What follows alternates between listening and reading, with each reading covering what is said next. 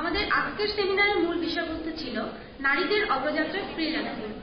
এ বিষয়ে সংক্ষিপ্ত বক্তব্য রাখবেন বিশ্বের অন্যতম মার্কেটপ্লেস ইলান্সের বাংলাদেশের কান্ট্রি ডিরেক্টর সাইদুর রহমান খান। আমি রিপ্রেজেন্ট করি ilans.com। অনেকে কথা বলছে যে ফ্রিল্যান্সিং করা বা আউটসোর্সিং এর কাজ পাওয়া যায় কোথায়। সো বেসিক্যালি আমরা একটা মার্কেট প্লেস চালাই যেখান থেকে ফ্রিল্যান্সাররা কাজ পেয়ে থাকে। এটা নাম হচ্ছে ইলান্স। প্রাউডলি বলতে পারি আমরা যে আমরা অ্যাকচুয়ালি সবচেয়ে পুরনো এখন পর্যন্ত লিডিং মার্কেট প্লেস 99 থেকে আছে। এবং এনায়কান স্যার বলেছেন যে কিছুদিনের মধ্যে হয়তো 4 মাসের মধ্যে আমরা আমাদের মতো আরেকটা জায়ান্ট মার্কেট প্লেসের সাথে মার্চ করতে যাচ্ছি, যাতে ইন্ডাস্ট্রিটাকে আরো অনেক উপরে নিয়ে যেতে পারি আর কি আমরা। বাট আমি পার্সোনালি খুব একটা ফর্মাল মানুষ না, আমি ইনফর্মাল কথা বলতে পছন্দ করি। আমি জানি না কেউ আমার কোনো সেশন বা কোনো কথা আগে শুনেছেন কিনা, বাট ডিটেলে যাচ্ছি। তার আগে একটা ভিডিও দেখাতে যাচ্ছি যে এই প্রফেশনটা বা এই যে লাইফস্টাইলটা যে আমি ফ্রিলি কাজ করবো, এটা একটা মানুষের লাইফ কিভাবে চেঞ্জ করতে পারে। আমাদের যে ফ্রিল্যান্সার আছে, একজন ফিমেল ফ্রিল্যান্সার পাকিস্তানে, তো সে তার লাইফ থেকে ভিডিও বানিয়েছিল, আমরা এটা শেয়ার করতে যাচ্ছি। Thank you.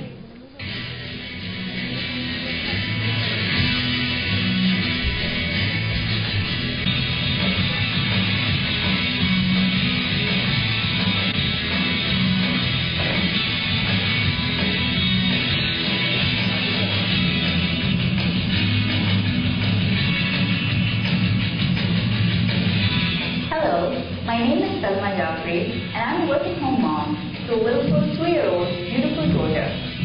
I run a content development firm called WordPL, based in Karachi, Pakistan.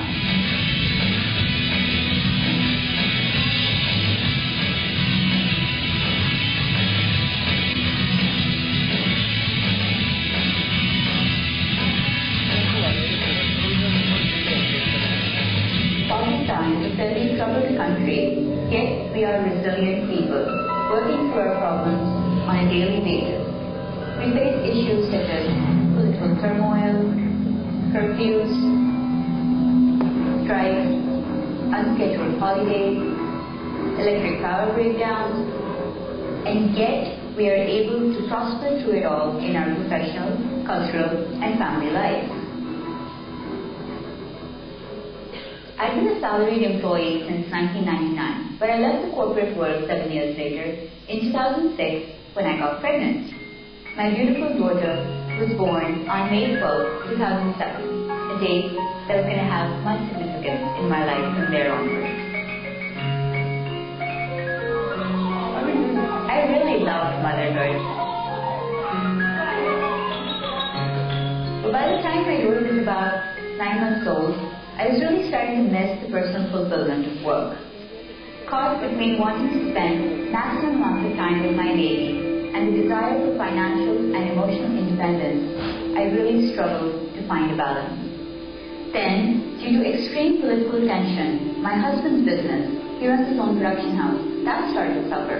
The financial crunch was hitting us really hard. The political situation certainly was not helping. And I knew that I just had to find a way out, both for myself and my family. There just had to be an answer to all of this. I had to figure something out. May 12, 2008. It was my daughter's first birthday. And in the midst of all the party and people and school preparations, I took out a minute to check my email. Wow. There was an email waiting for me in my inbox that was going to change my whole life. A couple of weeks earlier, in my bid to find online work from home opportunities, I had joined a company that was active on a website called Elon. Since I was a writer, I started by writing bids and proposals in the writing and translation category. আমাদের তো life আছে যেটাকে leave করতে হবে, but অনেক issue আমরা face করি যে বাইরে ভাঙচুর হচ্ছে, বেরোতে পারলো কিনা, বিজনেস কিভাবে চলবে। আমি সারাদিন অফিসে থাকি, ছেলেটা আমাকে চিনতে পারে না শুক্রবার দিন দেখে। সো ফ্যামিলিকে টাইম দিব কিভাবে?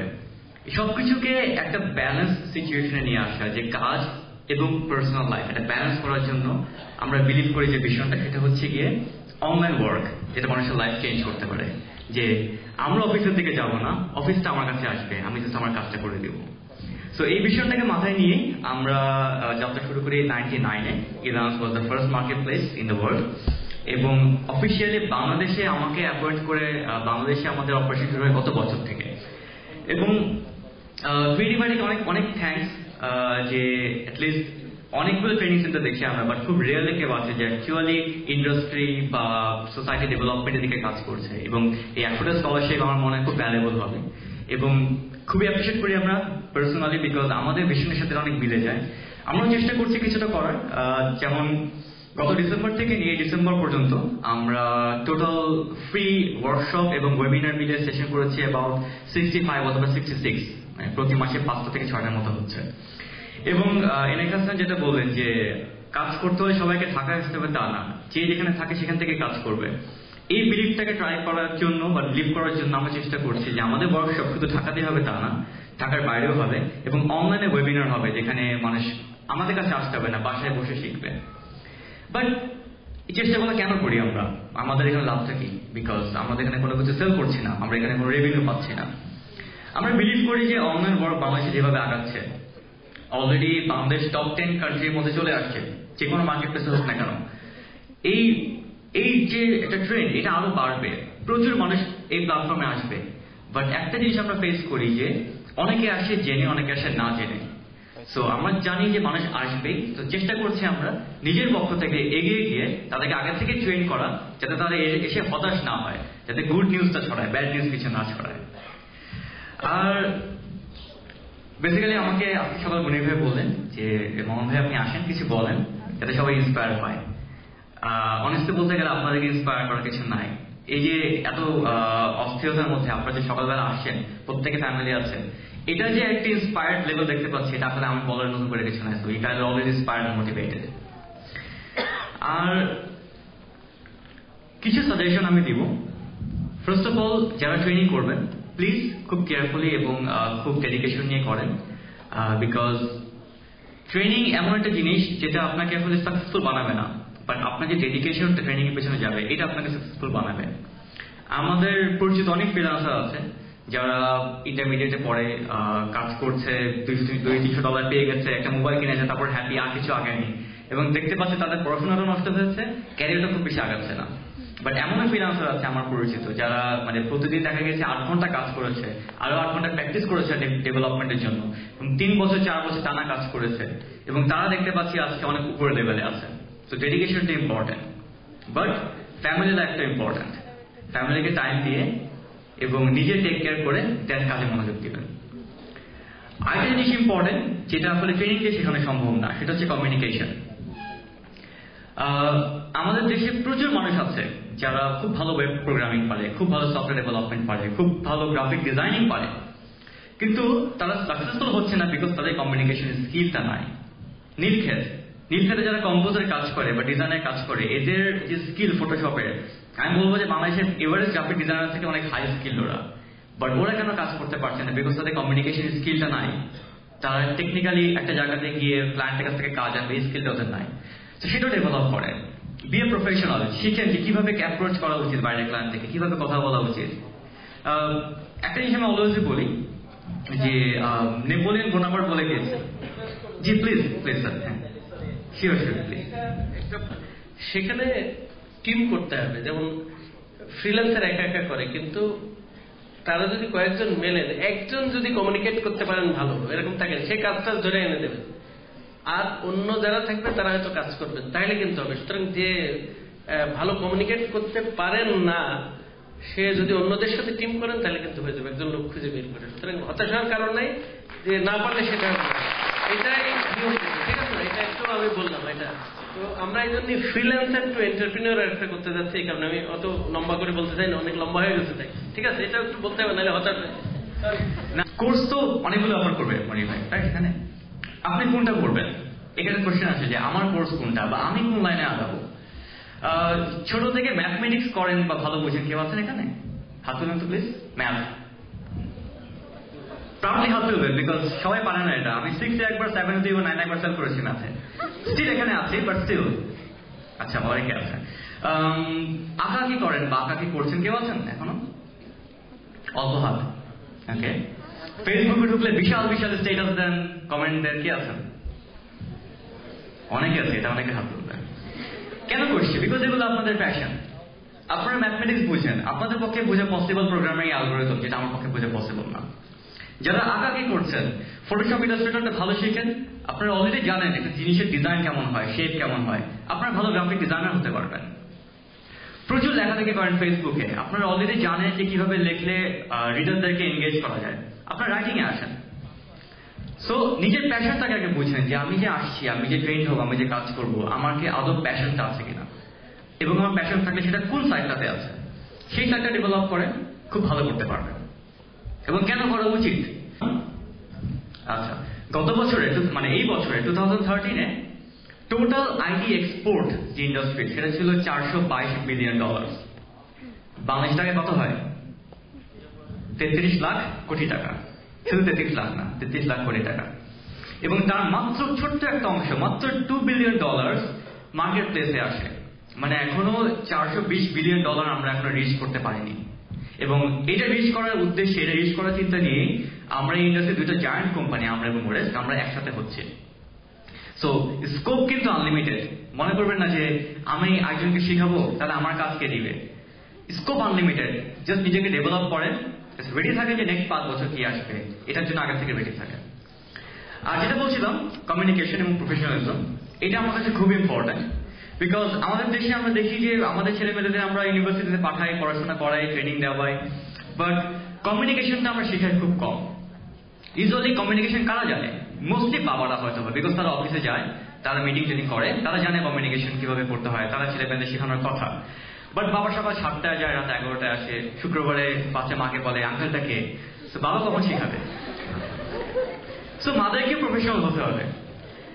একটা কথা নেপোলিয়ন বোনাপার্ট বলে গিয়েছিলেন যে আমাকে একটা শিক্ষিত মা দাও, আমি একটা শিক্ষিত জাতি দিব। রাইট? একটু বেয়াদবি হয়ে যায় তার সাথে একটু ডিফার করতে, বাট আমি বলবো যে ওই কথাটা অনেক ব্যাকডেটেড। এখন শিক্ষিত মা দিয়ে শুধু হবে না। আমি অলওয়েজ বলি যে আমাদেরকে একটা প্রফেশনাল মা দাও, একটা প্রফেশনাল জাতি আমরা উপহার দিব। বিকজ মা শেখাতে পারবে ছেলে মেয়েদের যে প্রফেশনালিজম কি জিনিস।